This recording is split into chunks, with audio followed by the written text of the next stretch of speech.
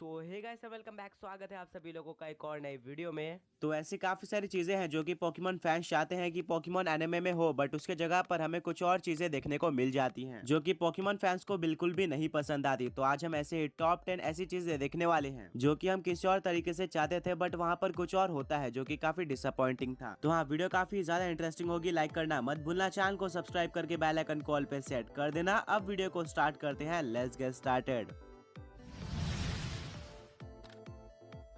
Start करते हैं number 1 के साथ। नंबर 1, हम सब चाहते थे कि अपने फाइनल मैच में ऐश अपनी बेस्ट टीम को यूज करे, यानी कि ऐश वर्सेस लियोन बैटल में ऐश अपनी अल्टीमेट टीम को यूज करे, जो कि होती Pikachu, Charizard, Greninja, Infernape, septile और मेगा लुकारियो। इनका यूज करके ऐश इजीली लियोन को हरा देता और पोकेमॉन फैंस भी खुश हो जाते। बट अनफॉर्चुनेटली ऐसा कुछ हमें देखने को नहीं मिलता। ऐश वर्सेस लियोन बैटल में ऐश अपने पोकेमॉन जर्नीज के टीम को ही यूज करता है, जो कि थी पिकाचू, लुकारियो, ड्रैकोविश, सरफेस, ड्रैगनाइट और गेंगार, जो कि कोई भी पोकेमॉन फैन नहीं चाहता था। ऐश के बाकी पोकेमॉन्स घर पे ऐश को ये मैच लड़ते हुए देख रहे थे। तो हाँ, एटलीस्ट पोकेमॉन क्रिएटर्स को ऐश को अपने सबसे बड़े मैच के लिए अपने ओल्ड पोकेमॉन्स देने चाहिए थे।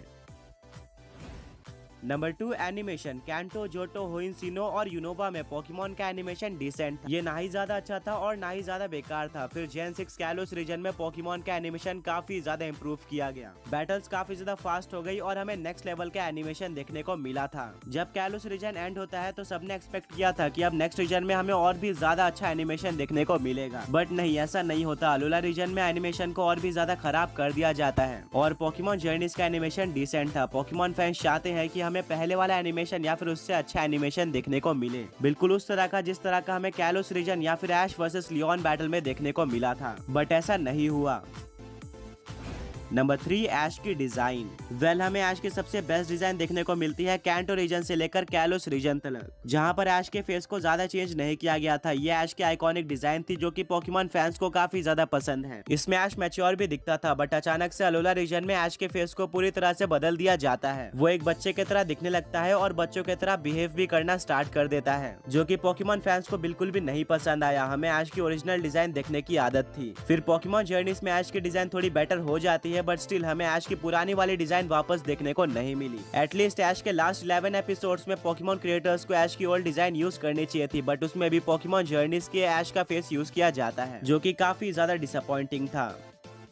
नंबर 4, ऐश के ओरिजिनल कंपेनियन। तो अगर मैं आप लोगों से पूछूं कि आपको ऐश का बेस्ट ट्रैवलिंग ट्रियो कौन सा लगता है, तो 90% लोगों का आंसर होगा कैंटो ट्रियो, जिसमें आते हैं मिस्ट्री, ब्रॉक और ऐश। ये कैंटो और जोटो रीजन तक एक साथ ट्रैवल करते हैं, पर जोटो रीजन के एंडिंग में मिस्ट्री अलग हो जाती है और आगे जाके सिनो रीजन के एंडिंग में ब्रॉक ऐश से अलग हो जाता है, जो कि कोई भी पोकेमॉन फैन नहीं चाहता था। ये ऐश के ओरिजिनल कंपेनियंस थे, बट इनको चेंज कर दिया जाता है। वेल, एटलीस्ट ऐश के लास्ट 11 एपिसोड्स में हमें ऐश के ओरिजिनल कंपेनियन यानी कि ब्रॉक और मिस्ट्री देखने को मिलते हैं, जो कि एक काफी ज्यादा अच्छा डिसीजन था पोकेमॉन कंपनी का।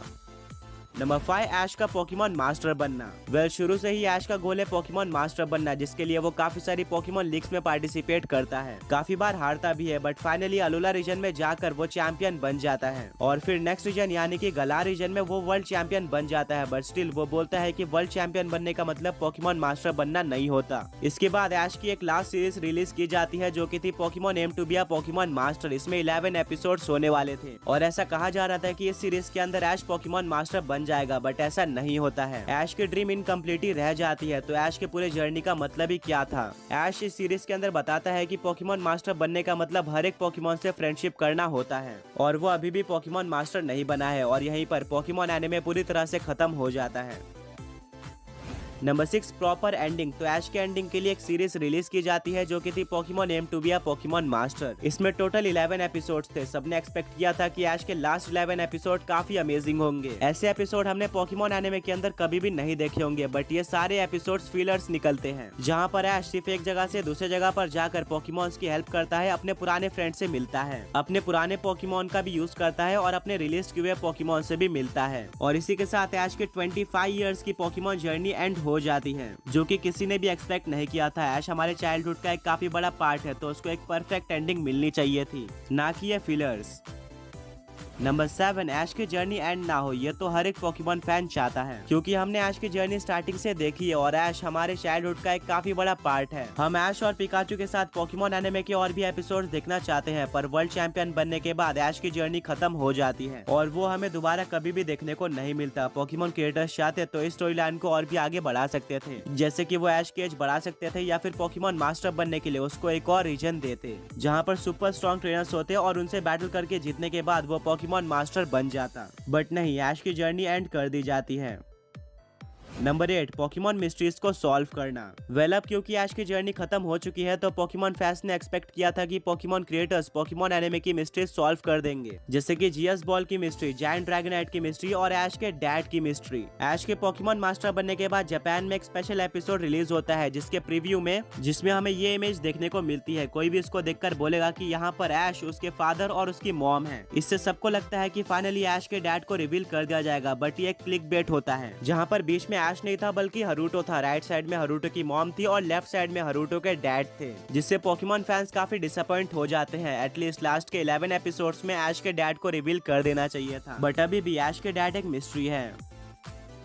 नंबर 9, ऐश को एक चैंपियन की तरह ट्रीट करना। प्रोफेसर कुकुई को हराने के बाद ऐश अलोला का चैंपियन बन जाता है और लियोन को हराकर ऐश वर्ल्ड चैंपियन बन जाता है, जो कि पोकेमॉन वर्ल्ड का अब तक का सबसे बड़ा टाइटल है। बट अभी भी पोकेमॉन वर्ल्ड में लोग ऐश को नहीं पहचानते हैं, जबकि एनिमे के अंदर हमें जब भी कोई और चैंपियंस दिखाए जाते हैं जैसे कि स्टीवन, सिंथिया या फिर लियोन, तो लोग उनसे मिलने या फिर उनका ऑटोग्राफ लेने उनके पास आते हैं। बट ऐश के साथ ऐसा नहीं होता है। हाँ, कुछ एपिसोड्स में हमें ऐश के फैंस दिखाए गए हैं, बट ऐसा ऑलमोस्ट हर एक एपिसोड में होना चाहिए था, क्योंकि ऐश पोकेमॉन वर्ल्ड का स्ट्रॉन्गेस्ट ट्रेनर है। साथ में कुछ लोग को ऐश को चैलेंज भी करना चाहिए था पोकेमॉन चैंपियन बनने के लिए, बट ऐसा नहीं होता। तो हाँ, ऐश को चैंपियन की तरह ट्रीट नहीं किया जा रहा है पोकेमॉन एनिमे में।